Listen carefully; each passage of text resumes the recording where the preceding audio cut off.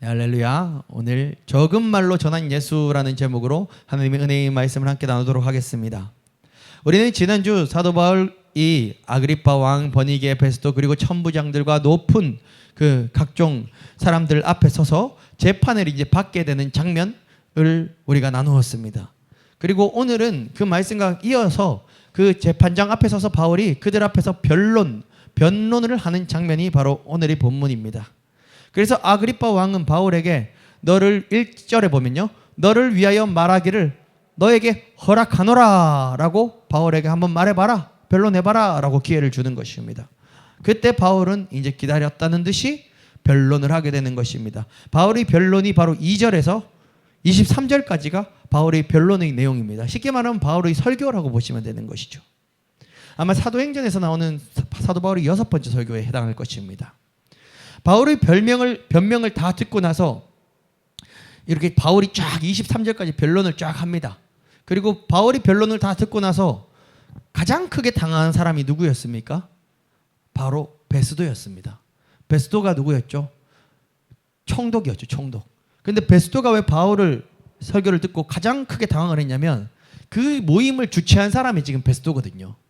지난주 말씀과 연결시켜서 본다면 베스도가 지난주에 어땠다 그랬어요? 신임 총독이라 그랬죠. 새로 이제 총독으로 왔어요. 근데 새로 와서 보니까 이 전 총독 벨릭스가 이 사도 바울이 안건을 처리하지 않고 톡인 거예요. 쉽게 말하면 나른 거예요. 그러니까 이 베스도는 얼마나 답답하겠어요.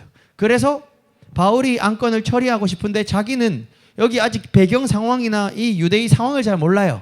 그래서 아그리파 왕이 왔을 때 이 아그리파 왕 앞에서 바울을 신문하면 바울이 이제 로마로 가야 되는데 로마에서 재판을 받을 때 혐의를 입증을 해야 되니까 아그리파 왕 앞에서 아그리파 왕이 이 유대의 역사를 잘 아니까 뭔가 좀 잡아내실 수 있겠구나 해서 이 자리를 모은 사람이 누구라고요? 베스도라는 거죠. 근데 베스도가 모아놓고 바울한테 네가 한번 얘기해봐라 하는 거를 이렇게 다 들어봤는데 베스도가 듣기에도 혐의가 없거든요. 그러니까 베스도가 얼마나 당황스럽겠습니까? 그래서 베스도는 소리를 질러 바울을 제지하는 것입니다. 그런데 바울은 이미 하고 싶은 설교를 싹 다 끝냈어요. 왜냐하면 사실 그 자리는 하나님이 준비하신 자리였거든요. 하나님이 예비하신 자리였거든요. 그래서 베스도는 바울을 향해서 네가 미쳤다 바울아. 너 많은 그 지식이 오히려 너를 미치게 했구나 바울아. 그러니까 할 말이 없으니까 이렇게 바울을 이렇게 막아버리는 거죠. 그런데 바울은 오히려 그 베스도의 얘기를 듣고 이렇게 반론을 합니다. 다시 대답을 합니다. 나는 미치지 않았습니다. 나는 참되고 온전한 말을 전했을 뿐입니다. 아그리파 왕께서는 이 일을 아시기 때문에 나는 이렇게 다 얘기를 한 것입니다. 이 일은 저쪽 한편 구석에서 일어나는 일이 아닙니다. 바울은 그리고 심지어 이렇게 얘기하는 것입니다. 아그리파 왕을 향해서 아그리파 왕이여, 당신은 선지자를 믿으시나이까? 나는 믿으시는 줄 아나이다 라고 대사는 여기서 끝났지만 그 뒤에는 갈로 열고 무엇이 있겠습니까? 아그리파 왕이여, 내가 전한 이 복음을 듣고 결단하십시오. 예수 믿는다고 결단하십시오 라는 괄로 열고의 내용이 있다라고 우리는 볼 수 있는 것이죠.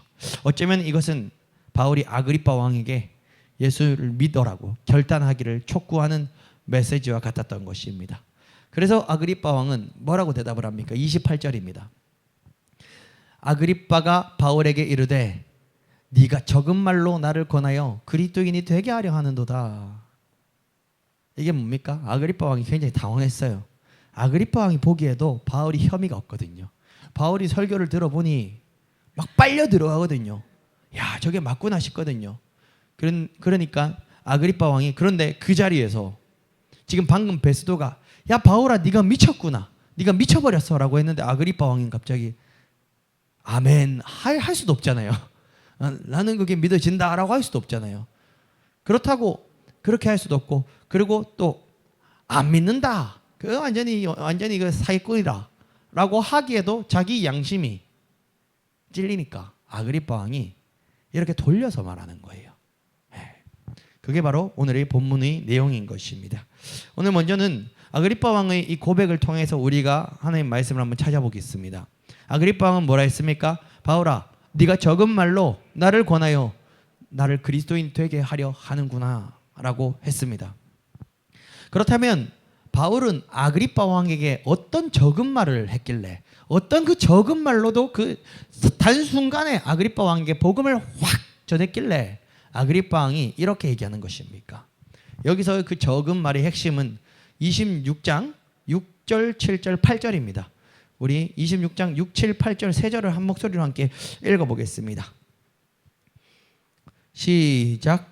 이제도 여기 서서 심문 받는 것은 하나님이 우리 조상에게 약속하신 것을 바라는 까닭이니 7절. 이 약속은 우리 12지파가 밤낮으로 간절히 하나님을 받들어 섬김으로 얻기를 바라는 바인데 아그리빠 왕이여 이 소망으로 말미암아 내가 유대인들에게 고소를 당하는 것이니이다. 8절.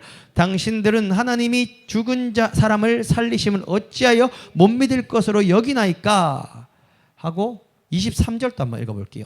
이 바울이 설교의 맨 마지막 문장이에요. 23절입니다. 시작. 곧 그리스도가 고난을 받으실 것과 죽은 자 가운데서 먼저 다시 살아나 사사 이스라엘과 이방인들에게 빛을 전하시라 함이니이다 하니라. 아멘. 바울은 그러면 26장 6, 7, 8절에서 지금 바울이 고소당한 이유를 자기가 얘기를 하고 있는데 그게 지금 뭐라고 하는 것이죠?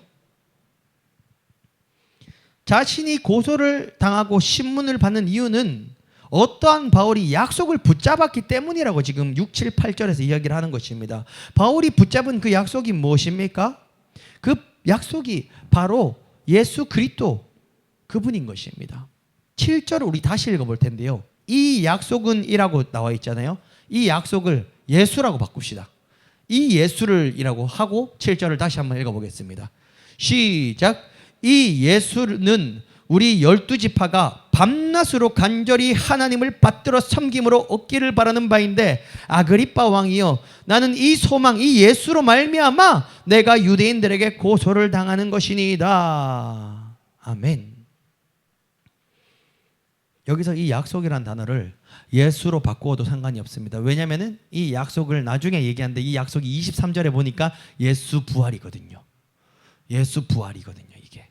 그러니까는 바울은 지금 이 예수로 말미암아 고소를 당하는 것이다 라고 이야기를 하는 것이죠. 좀 더 구체적으로 한번 볼까요? 8절입니다. 8절. 8절이 바로 바울이 그렇게도 유대인들에게 고통당하는 이유가 8절에 나와 있는 것입니다. 시작. 당신들은 하나님이 죽은 사람을 살리심을 어찌하여 못 믿을 것으로 여기나이까. 아멘. 바울은 예수 때문에 고난당하는 거예요. 근데 예수 부활하셨잖아요. 그 바울은 예수 부활하셨다 선포할 때 이렇게 고통당했던 것입니다. 그러면서 도리어 묻습니다. 당신들은 도대체 왜 하나님이 죽은 사람을 살리심을 어찌하여 못 믿을 것으로 여기나이까? 성경에 기록되어 있는데, 성경에 분명히 기록되어 있는데 왜 죽은 자의 부활, 예수 부활을 못 믿는 것이니까? 라고 되묻는 것입니다. 다시 정리하겠습니다. 아그리빠 왕은 바울에게 네가 적은 말로 나를 권하여 그리스도인이 되게 하려는 도다 라고 했습니다. 그러면 아그리빠가 말했던 그 바울이 말하는 적은 말로 전하는 게 뭐지요? 간단하게 요약을 하면 예수 부활입니다. 예수 부활인 것입니다. 바울은 어디에서 설교를 하고 어디에서 전도를 할 때에도요 이거 빼먹지 않았어요. 예수 부활 생명. 이 상황은 얼마나 중요한 순간입니까? 바울이 그렇게도 소망했던 어쨌든 그 나라의 지도자들, 왕, 총독, 그리고 각종 모든 천부장들, 고위층이 싹 다 모였을 그때 그 중에 바울의 편은 하나도 없었어요. 예수 믿는 사람 하나도 없었어요. 그때 이 사람들이 내 말을 오래 들어줄 것 같지도 이미 알아요. 무슨 말이에요 이게? 오래 들어줄 것 같지도 이미 아는 거죠. 내가 말할 수 있는 기회가 얼마 없을 거다라는 것도 재판정에 섰을 때 이미 알고 있었던 거죠. 그때 그러면 가장 효과적이게 가장 전해야 되는 중요한 게 무엇인가라고 바울은 딱 생각했을 때 오늘 이 26장의 내용인데요. 예수님 부활했다는 거예요.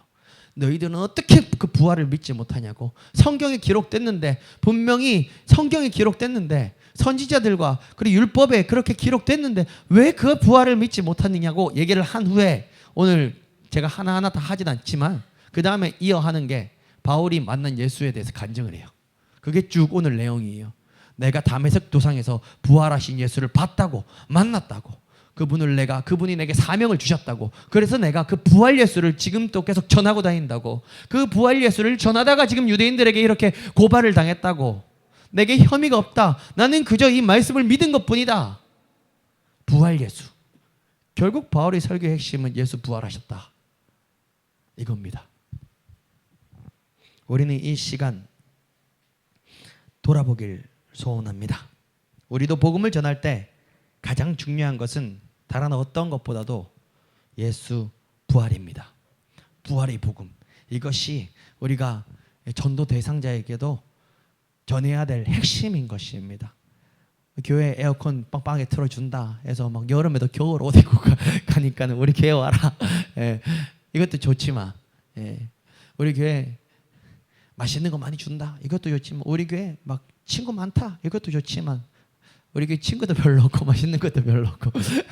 예, 근데 보통 이제 교회 다니는 사람 전도할 때 그렇게 하거든요. 예, 근데 그것도 다 좋지만 예수 부활, 이거 전도하는 입장에서 좀 이거는 좀 뭔가 와닿지 않아요. 전도하는 입장에서도. 왠지 아십니까?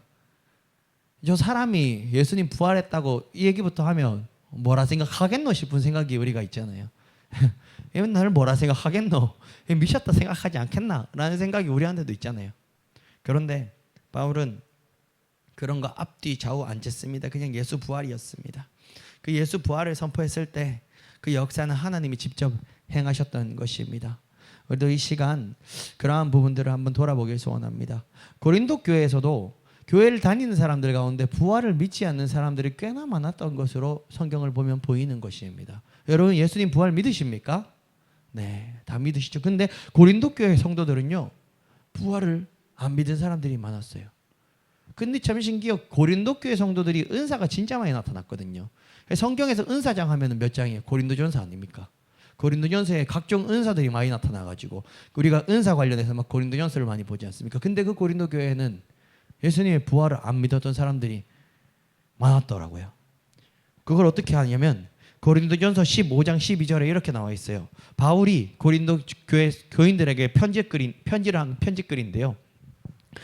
이렇게 바울이 얘기합니다. 그리스도께서 죽은 자 가운데서 다시 살아나셨다 전파되셨거늘 너희 중에 어떤 사람들은 어찌하여 죽은 자 가운데 부활이 도대체 왜 없다고 하느냐라고 바울은 고린도전서에서 그렇게 기록을 했어요. 그러니까 이거는 고린도 교인들한테 쓰는 편지거든요. 교인들이 부활을 안 믿었다 이거예요 지금. 그런 고린도 교회에서 바울은 이렇게 이어서 얘기하는 것이죠. 만약 부활이 없다면 우리가 전하는 복음도 헛것이요 우리의 믿음도 헛것이다, 이렇게 얘기하는 것입니다. 그리고 만약 또 부활이 없다면 이 세상에서 가장 불쌍한 사람들이 바로 이 예수 부활을 전하는 나와 우리 교인들 아니겠느냐라고 얘기하는 것입니다. 즉, 그런데 바울은 목숨 걸고 복음을 전했습니다. 왜 그렇죠? 반대로 말하면요, 부활이 있기 때문에, 예수 부활이 있기 때문에, 바울은 그 예수 부활을 보았기 때문에, 경험하였기 때문에 목숨 걸고 예수 부활을 선포했던 것입니다. 여러분, 그래서 바울은 어디서 전도하든지 사망 권세 이기시고 부활하신 예수님만을 전하였습니다. 도무지 아무도 믿어주지 않을 것 같은 그 부활의 메시지를 바울은 가장 중요할 때 짧고 굵게 선포하였던 것입니다.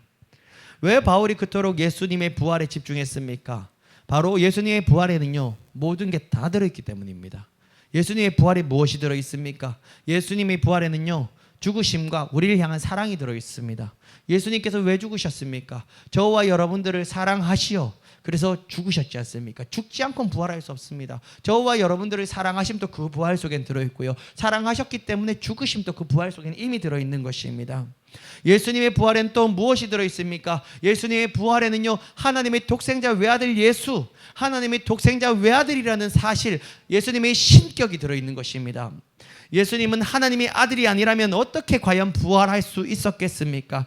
도대체 하나님의 아들이 아니고서는 어떻게 사망 권세를 이기시고 부활할 수 있었겠냔 말이죠. 그리고 하나님의 아들이 아니라면 도대체 어떻게 부활하시고 부활 승천하셔서 하나님의 보좌 우편에 앉으실 수 있었겠습니까? 예수님의 부활에는요, 예수님의 신격과 예수님이 하나님의 독생자 외아들 예수라는 사실이 들어있는 것입니다. 또 예수님의 부활에는 무엇이 들어있습니까? 예수님의 부활에는요, 죽음 이후의 생명길이 바로 기록되어 있는 것입니다. 예수님의 부활은 왜 우리에게 생명을 주냐면, 예수님의 부활은요, 잠자는 자들의 첫 열매라고 말씀하셨습니다. 잠든 자들의 첫 열매, 즉 예수님의 부활은 곧 그 예수를 따르는 자들의 부활이요, 예수를 따르는 자들의 영생이 되는 것입니다. 저와 여러분들의 천국, 저와 여러분들의 영생은 예수 부활이 있었기 때문에 우리에게 천국이 있는 것이요, 우리에게 영생이 있는 것입니다. 예수의 부활에는요, 제가 다 나열할 수 없지만 이 모든 복음의 핵심이 다 들어있는 것입니다. 여러분, 그런데 현대교회에는 참 많은 성도들이 예배는 드리고 하나님을 믿는다고 하지만 예수님의 부활을 믿지 않습니다. 이게 믿기지가 않죠. 제가 그래서 설문조사를 가지고 왔어요. 2021년 26개국 24,870명의 기독 청소년을 대상으로 월드비전에서 이렇게 조사한 바에 따르면요, 예수 그리스도가 죽은 후에 부활하신 것을 믿는다라는 이 질문을 전 세계의 예수 믿는 기독 청소년들에게 설문조사를 했습니다. 그러면 여기서 그 부활을 믿는다고 고백한 퍼센트가 몇 퍼센트가 될까요? 전 세계 기독 청소년들 중에 33%는 뭐라고 생각했겠습니까? 33%는 부활을 안 믿는다라고 생각한 게 아니라, 예수가 죽은 후에 부활한 것을 믿습니까? 했을 때 전 세계 청소년의 33%가 그렇다라고 대답을 했다고요. 그러면 그 반대는 부활을 믿지 않는다는 거예요. 교회를 다니는데. 근데 이건 전 세계 청소년들이 수치고요. 한국 청소년은 또 달랐어요. 한국이 세계 선교를 선도하는 믿음의 동방의 예루살렘 아닙니까? 한국 청소년은 다릅니다. 저쪽에 미국의 청소년들하고 영국의 청소년들하고 수준이 다르다는 거예요. 한국 청소년들은 당신이 예수 그리스도가 죽은 후에 부활하신 것을 믿습니까? 라는 질문에 28%가 그렇다라고 대답을 한 겁니다. 교회를 다녀도 지금 청소년들 만약에 그 부서에 한 100명 있어도 그 중에 예수님이 진짜 사망 권세 이기시고 부활하셨다라고 믿는 청소년은요, 28명밖에 안 된다는 거예요. 그러면 72명은 안 믿는다는 거예요. 그 예수 부활을 믿지 않는데 내 인생에 어떻게 그 예수 부활이 역사할 수 있겠습니까? 꿈 없고 희망 없는 무너진 내 삶에 어떻게 예수의 부활이 역사해서 내게 꿈이 생기고 희망이 생기고 그렇게 될 수 있겠냔 말이죠. 이것은 정말로 충격적인 수준의 결과가 아닐 수 없습니다. 물론 아직 청소년 때 인격적인 하나님을 만나지 못했기 때문에 이렇다라고 볼 수도 있지만, 그럼에도 이 설문조사의 결과는 너무나도 처참한 수준의 믿음인 것입니다. 예수 부활을 믿지 않으면서 교회를 다니는 것이 과연 무슨 의미가 있단 말입니까?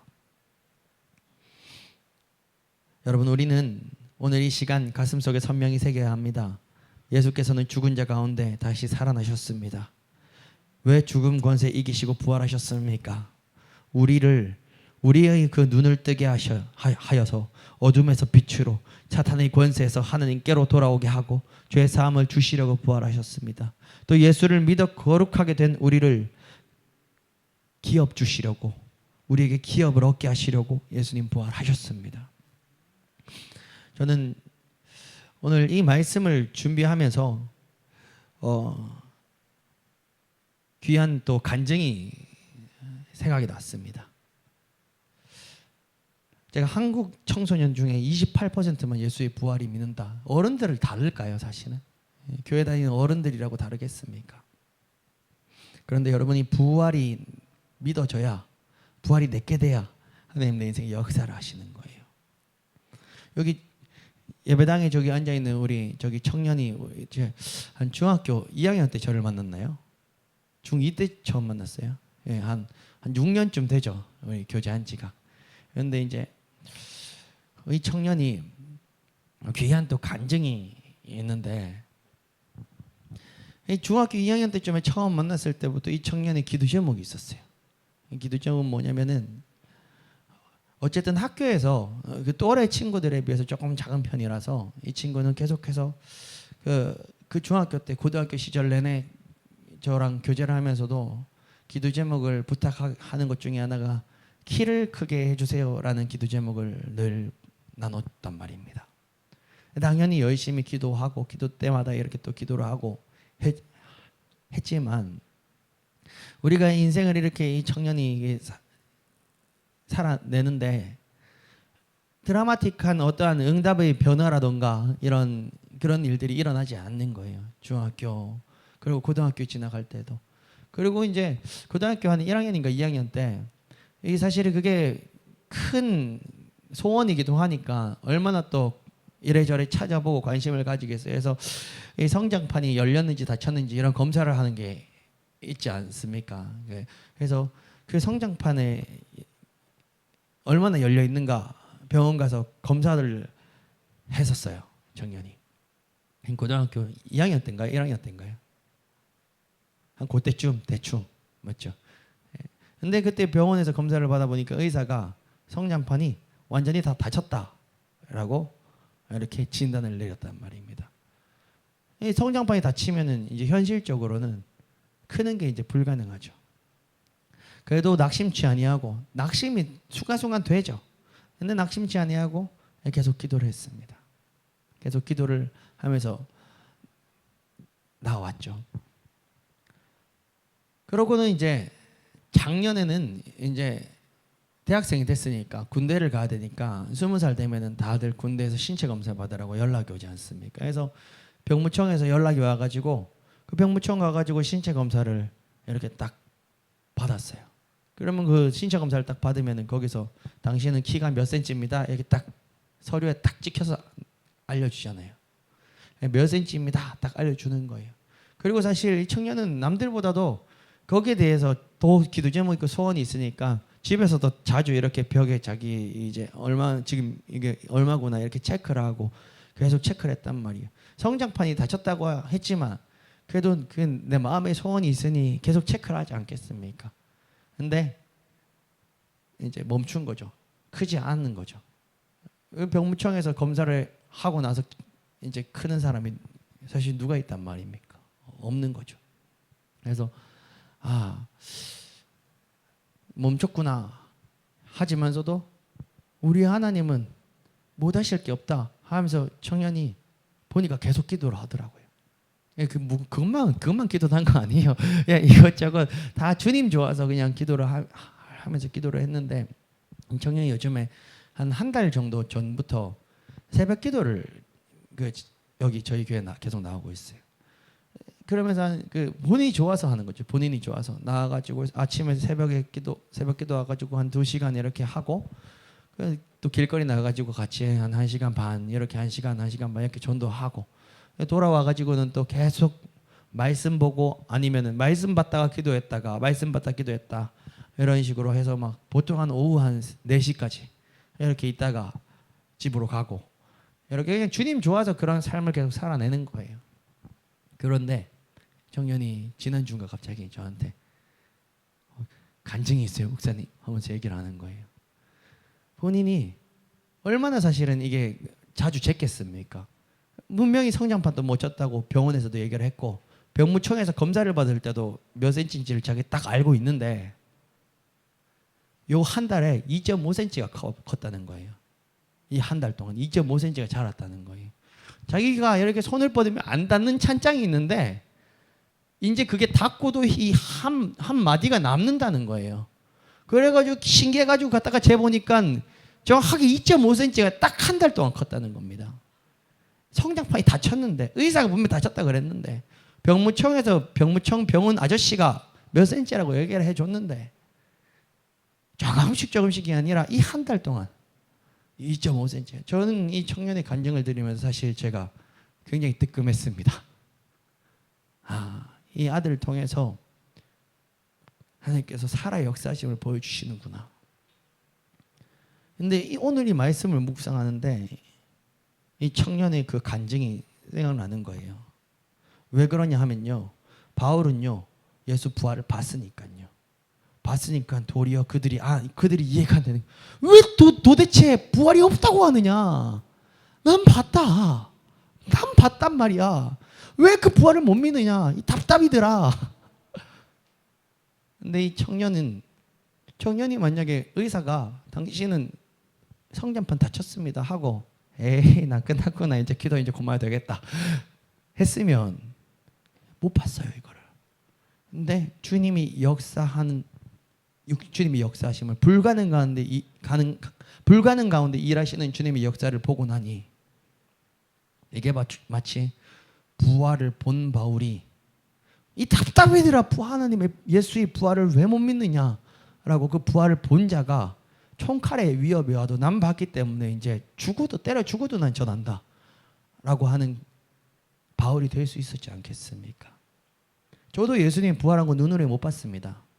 근데 오늘 이 청년의 간증과 같이 이 인생 가운데 내가 끊임없이 주님 앞에 기도하고, 또 좌절될 때 상황이 정말 아닌 것 같아, 앞뒤 좌우 다 막혔을 때에도 계속 기도하고, 믿음으로 기도하고 내가 믿음을 더 크게 가지고 기도하고 나아갈 때 주님이 역사를 보여주시면요, 그게 바로 예수를 본 게 아니겠습니까?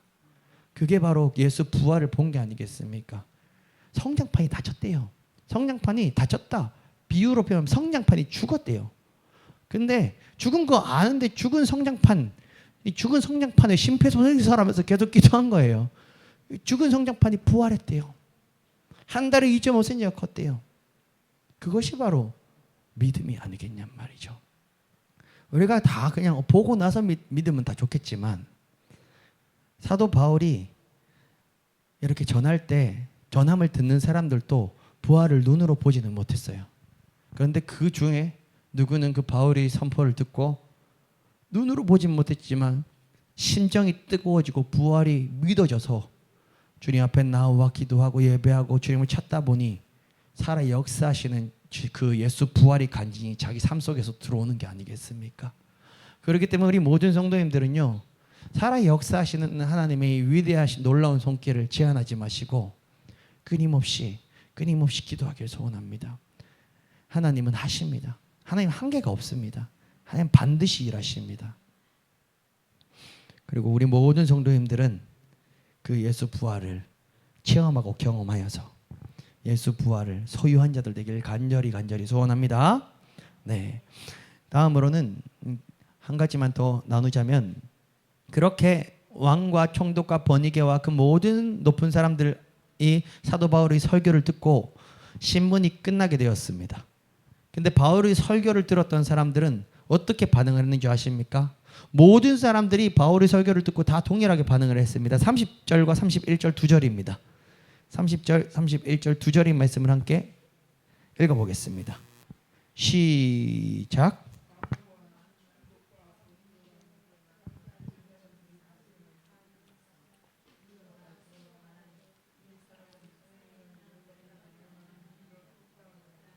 아멘. 여기는 지금 그 왕과 총독만 있었던 게 아닙니다. 왕과 총독과 버니게와 그리고 천부장들과 그 외에 굉장히 높은 사람들이 지금 꽉 있었다는 거예요. 이들이 바울의 설교를 다 들었어요. 듣고 나니까 어떤 반응을 보였냐면 30절 31절인 거죠. 누구도 바울에게는 사형뿐만이 아니라 구속을 당할 만한 행위가 전혀 없음을 인정하였다는 거예요. 왕과 총독과 버니게와 그 함께 앉은 모든 사람들이 다 일어나서 물러가면서 서로 막 말했는데, 이 사람 바울은 사형이나 결박을 당할 만한 행위가 없다 하더라. 죄가 없다. 바울에게 내려진 판결이 무죄라는 것을 모두가 인정했다는 것입니다. 그렇다면요, 바울에게 내려진 판결이 무죄라는 점을 미루어 보아서 우리는 어떤 결론을 내릴 수 있겠습니까? 그 자리에 있었던 바울이 설교를 들었던 수많은 사람들에게 복음의 씨앗이 긍정적으로 들어갔구나 라는 걸 볼 수 있는 거예요. 물론 이 스토리는 여기서 끝이 납니다. 여기서 누가 예수를 믿었는지 안 믿었는지, 혹시 나중에 뭐 버니게라던가 뭐 이런 베스도가 예수님을 믿었다 안 믿었다 이런 말은 없습니다. 예. 성경의 내용은 여기서 끝이 납니다. 이들의 결론은 우리에게 중요하지 않습니다. 우리에게 중요한 건 뭐다? 사도 바울은 예수 부활을 가감없이 전했고, 그걸 들은 자들은요 긍정적으로 그 복음의 씨앗을 받았다는 거예요. 긍정적으로 그 복음의 씨앗이 그들의 심령에 심겨졌다는 거예요. 왜냐하면 그들이 들어보니 바울 무죄인데? 라는 것 자체가 그들이 긍정적으로 복음을 들었다는 거예요. 그렇게 우리는 추론할 수 있는 것입니다. 그래서 그 중에 어떤 천부장은 훗날에 예수를 믿지 않았겠습니까?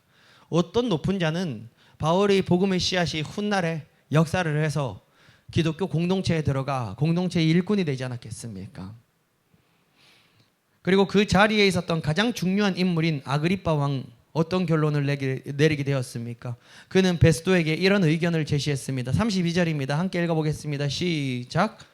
이에 아그리빠가 베스도에게 이르되 이 사람이 만일 가이사에게 상소하지 아니하였더라면 석방될 수 있을 뻔하였다 하니라. 아멘. 이 사람이 황제에게 호소하지 않았더라면 바울을 놓아줄 수도 있었을 것인데 라고 지금 얘기를 하는 것입니다. 우리는 사실 이것을 처음부터 다 알고 있었습니다. 우리는 바울이 이유가 없이 잡힌 것이고 이유 없이 고통을 당했다는 사실을 성경을 읽는 우리는 다 이미 알고 있었습니다. 그러나 그 고통은 바울 개인에게 많은 유익을 가져왔고, 누구도 가질 수 없는 기회인 총독들과 왕에게 복음을 접하기 어려운 그 권력자들에게 복음을 전할 수 있는 기회를 제공해 주게 되었습니다.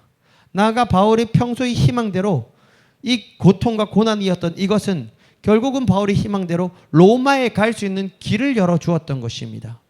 이것이 바로 하나님의 완벽한 계획임을 바울의 설교를 통해서도 볼 수 있지만, 바울이 부활하신 예수님을 만난 장면에서 예수님의 말씀을 보면 훨씬 더 명확하게 알 수 있는 것입니다. 26장 15절 16절 26장 15절 16절 두 절의 말씀을 함께 읽어보겠습니다. 시작. 내가 대답하되 주님 누구시니까? 주께서 이르시되 나는 네가 박해하는 예수라. 일어나 너희 발로 서라. 내가 네게 나타난 것은 곧 네가 나를 본 일과 장차 내가 네게 나타날 일에 너로 종과 증인을 삼으려 함이니. 아멘. 분명 예수님은 바울에게 말했습니다. 일어나라. 너희 발로 서라. 내가 너에게 나타난 것은 두 가지죠.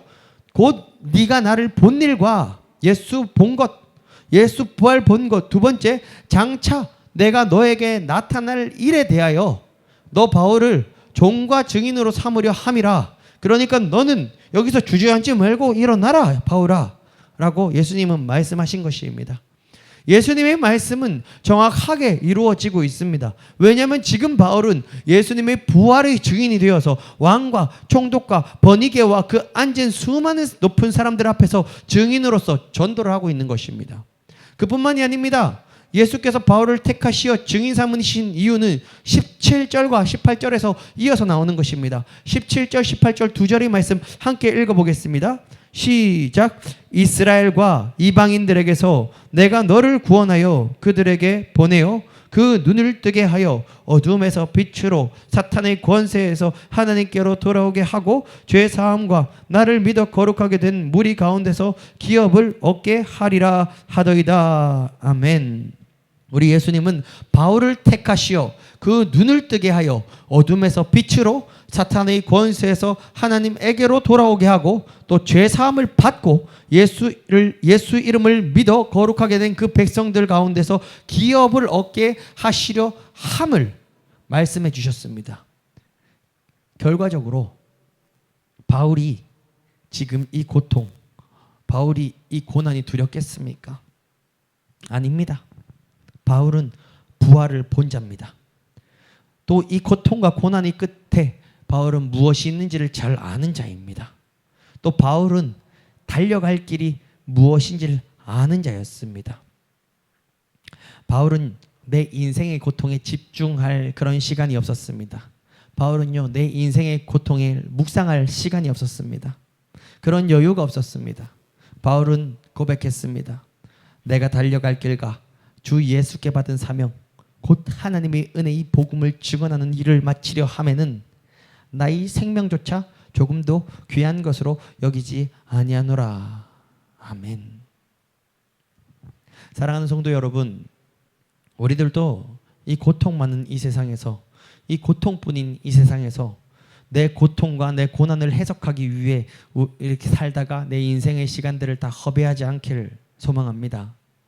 고통과 고난 가운데 하나님을 만난 자는요, 다 이해하고 해석할 수 없어도, 내 고통과 내 고난을 다 이해하고 해석할 수 없어도 하나님이 그 고통과 고난을 오늘 설교의 내용처럼 도리어 부활로 사용하실 것입니다. 내게는 한계였고, 내게는 고통이었고, 내게는 저주스러운 사건이었지만 하나님을 만난 자에게는 그 고통과 고난을 도리어 부활의 사건으로 들어 사용하실 것입니다. 하나님께서는 오히려 그 고통과 고난을 복음의 도구로 사용하실 줄 확신합니다.